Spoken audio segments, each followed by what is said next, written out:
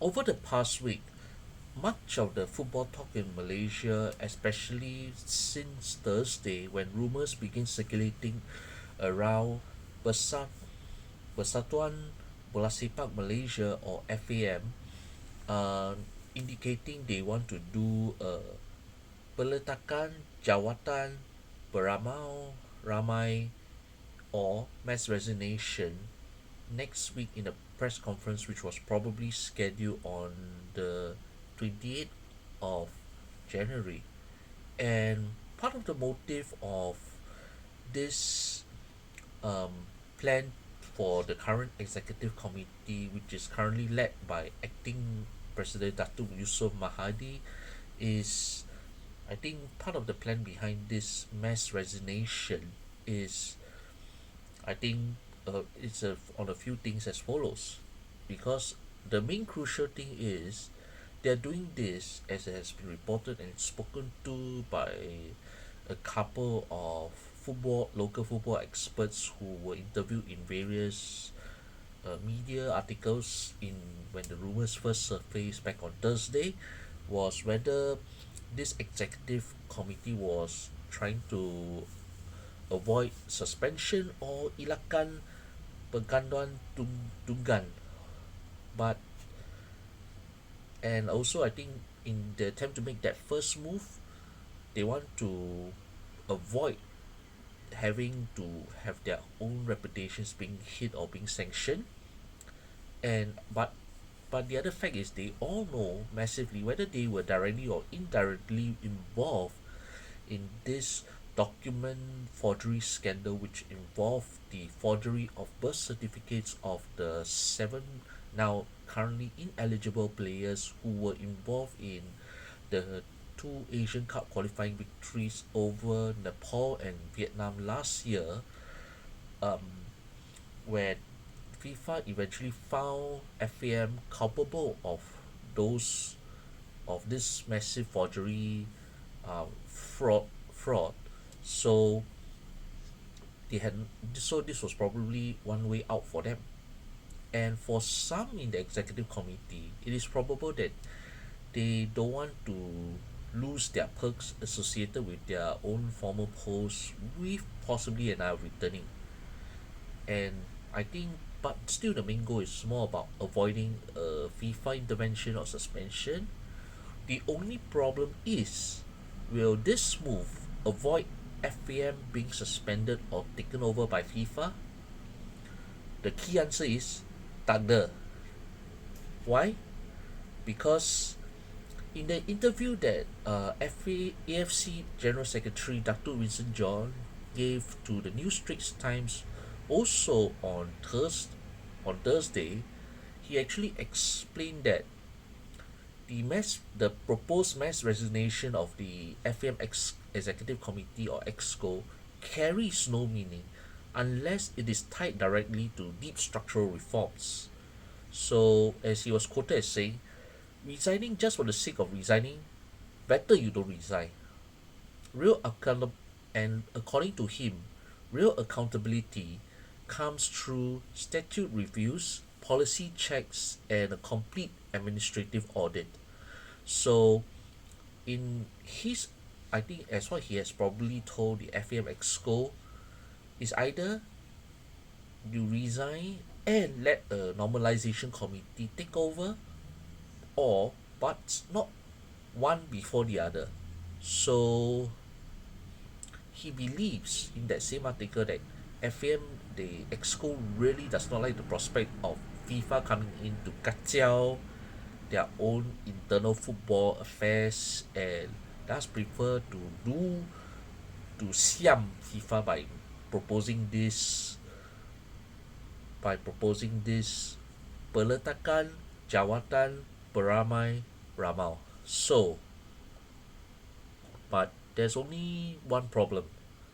Whatever the FAM Exco is planning to do is in this time is all practically kaput, because the thing is, the first thing that will happen whether they resign or after this Exco's committee is forcibly removed by FIFA is firstly an audit on the Football Association governance by the Asian Football Confederation, but there is more. So before we go further, we need to understand something that is inevitably going to happen after all that I've said in the first few minutes. And that is on the prospect of a normalization committee coming in to take control of FAM headquarters in Kelala Jaya, replacing the current exco with a view of controlling the day-to-day affairs, which I'll elaborate further, until a new exco can be elected and with FA independence being returned back to normal. So we need to understand that why taking that kind of proactive step of pelatan of peletakan jawatan is not going to work because it will not stop FIFA from stepping in to control FAM through this normalization committee and with AFC playing a supporting role. So I think just to clarify from what the rumors were spreading around, it is pretty simple.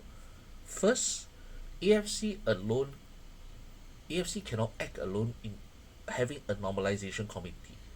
Only FIFA, the World Football Governing Body, can make such an intervention. And this is where I'm going to go into the few key questions where this is concerned. First, how and when will FIFA intervene to effect a normalization committee on an FA?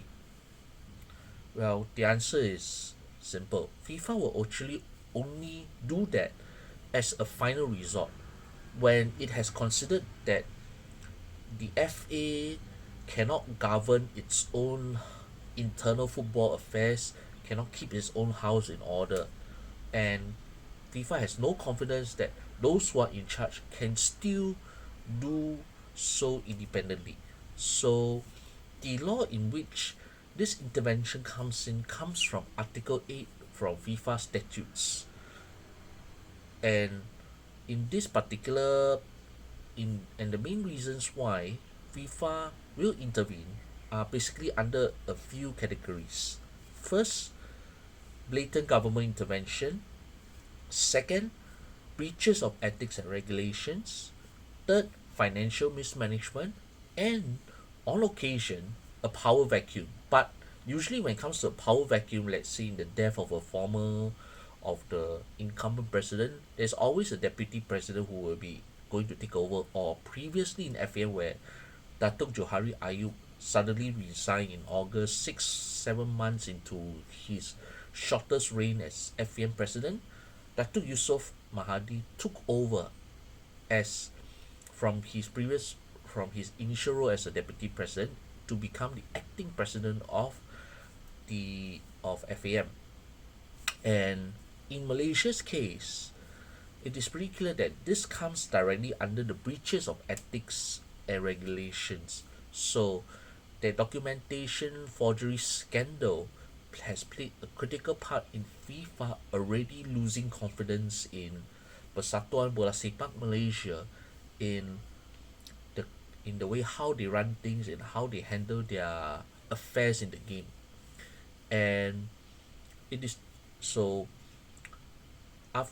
after this whole scandal broke, FAM has not shown that they are able to keep their house in order, and FIFA is clearly not happy in that prospect. So now to the second question. How is the normalization committee chosen or appointed?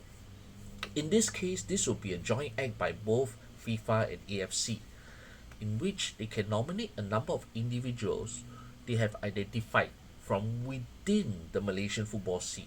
So these people inside the FIFA, these people inside the Malaysian football scene will likely be those who are working inside FAM in high level positions, although definitely the current Secretary General, Noor Azman Hamzah, will not be allowed to be part of this executive committee since he's also implicated in this document forgery scandal. So, in short, those people who are in the normalization committee, they will be identified as those who have not played a part in this scandal, and they must be from the nation or territory in which this FA is based, in this case Malaysia. And those appointees, they can come from different backgrounds, but they must possess a few critical criteria: knowledge, some knowledge or experience in football, as well as having a financial and legal background. So in this case, once this normalization committee, they have to be vetted. They have to be subject to eligibility checks prior to taking up this appointment.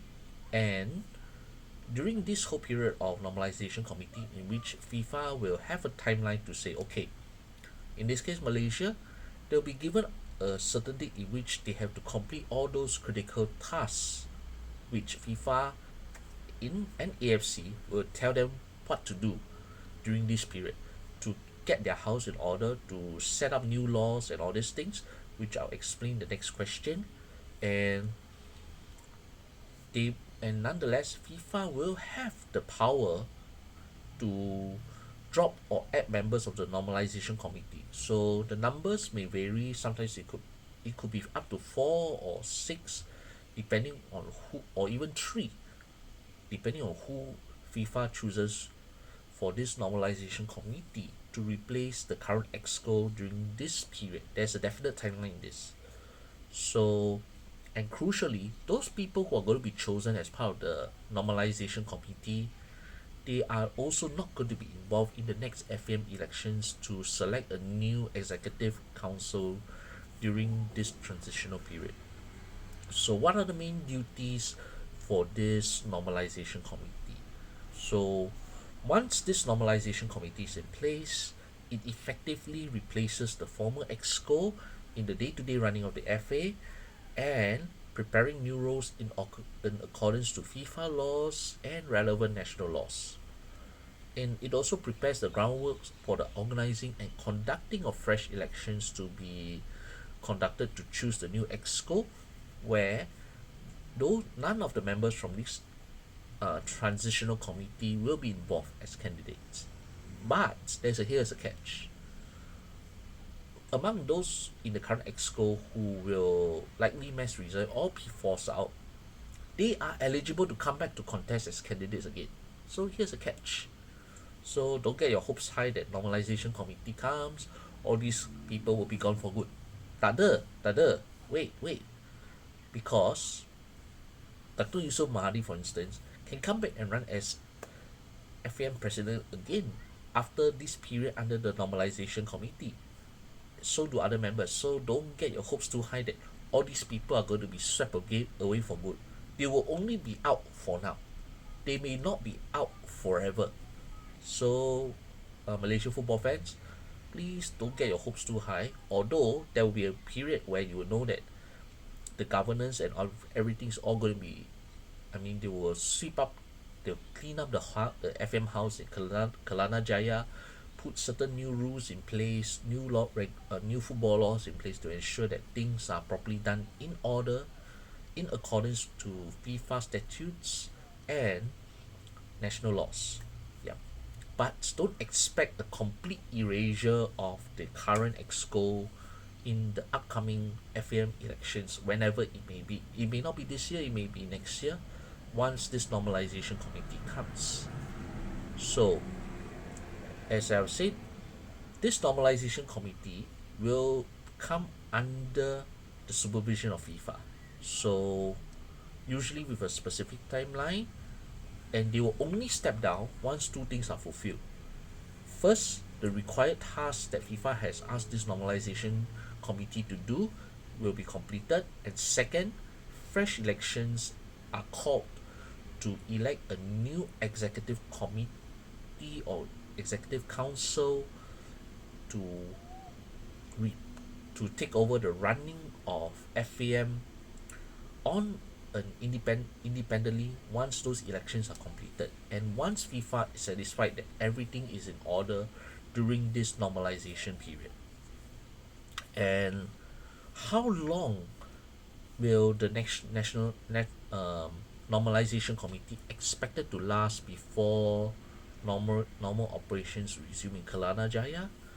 Well, based on previous precedents, usually is in within a year until a new exco committee is elected through the football elections. FIFA sets the timeline until the date when this normalization phase is set to be completed. And I think this is what the next question I'm going to say will have massive implications. So, what happens if the appointment uh, of a normalization committee is challenged? Then, let's say if somebody, as it has happened in the case of Trinidad and Tobago, what happens in short is immediate suspension. That means the national teams, whether it's the men's, women's, and the national age groups, all cannot play competitive football during this suspension period.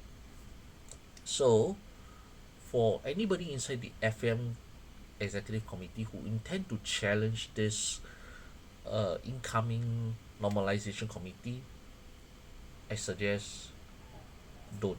Tak. Okay? Then, does the does the intervention of a FIFA imposed normalization committee affect the domestic league? Tak ada. The national league and cup competitions will still run as normal. The national teams will still compete as normal. So the men's national team can still focus on the ASEAN Championships this year as well as the remaining Asian Cup qualifier against Vietnam on 31st of March. And to wrap it up, are there any cases of normalization committees imposed on FAs in Southeast Asia? The short answer, yes. They have been formed usually mainly in South America, where crucially reigning world champions Argentina and Uruguay were implicated. North America, rare. Africa, plenty. And Asia, especially South Asia and Southeast Asia. So, yes, usually these are the areas where FIFA has to come in to intervene in the governance of football. And even Singapore had a brief period of normalization, of a brief period under the normalization committee, so which was then under the chairmanship of the late Lim Kia Tong. But it's not very long until the fresh elections were called. So in this case, currently, apart from Malaysia, which is set to be under the normalization committee, already one Southeast Asian country is under this particular direct supervision of FIFA, Brunei Darussalam, because FIFA was concerned over the too many frequent leadership changes as well as a lack of promotion in women's football. That's why FIFA has come in on the Sultanate since 1st of October 2025. And this was years after Brunei has previously been suspended between 2012 and 2013 due to repeated government interventions.